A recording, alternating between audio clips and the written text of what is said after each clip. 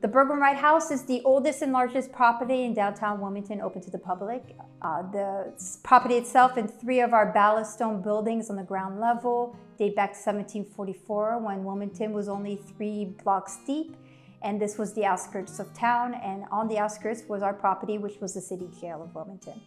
Well, as the city grows, nobody wants their jail in the backyard, and the jail is decommissioned and relocated, and the property goes up for sale. John Burgwin, a high-ranking royal official, purchased the property and erected his mansion on top. The house was completed in 1770. Our mission here at the Burgwin-Wright House is to interpret both North Carolina colonial history in the context of Wilmington and the family in the context of Wilmington and North Carolina's history.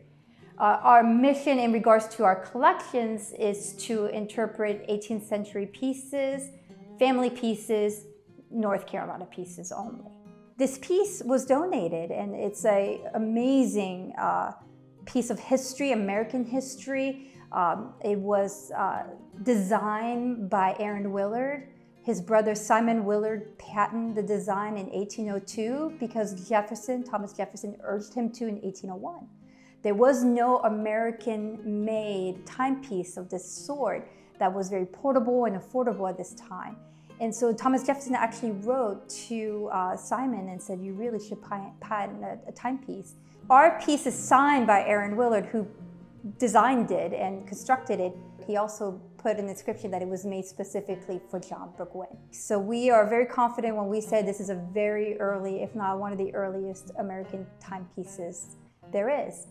One of the things I was adamant about with this treasure and all our treasures here is I wanted clear communication. So it was very important for the family. It was very important for the members that we have here, for the public that is engaged with our site, but also for us. And one of the things that we really appreciate about Mumford was their willingness to offer that service for us throughout the entire process. Not only that, but they took the time to explain to us what they were finding, how this piece was original, the craftsmanship.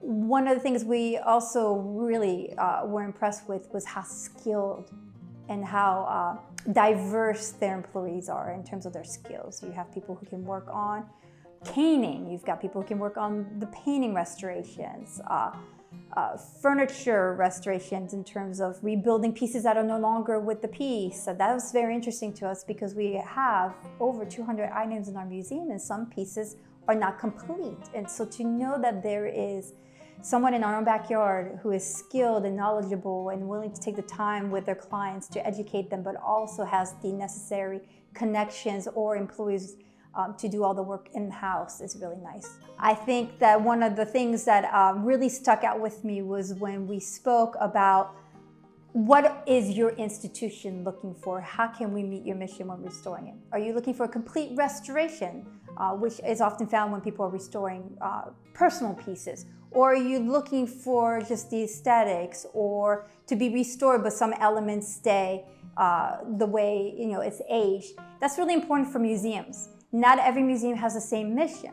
Some museums are decorative, some of them are art, some of them are historic house museums. Some of the pieces also need different levels. And so one of the things we really were impressed is that there will be some educating on our part. How far can we go? How far should we go? That to me showed the integrity of the company. The willingness to tell the client, I cannot give you exactly what you want, but we can take it as far as a piece can go. The honesty through the process was very important to us. We were so pleased with the process in terms of the restoration, the white glove service we received in terms of communication and transparency, that not only would we continue working with them and are planning on continuing to work with Mumford Restoration on the collection that we currently have, but we would highly recommend them for both your personal and historic collection in your museum.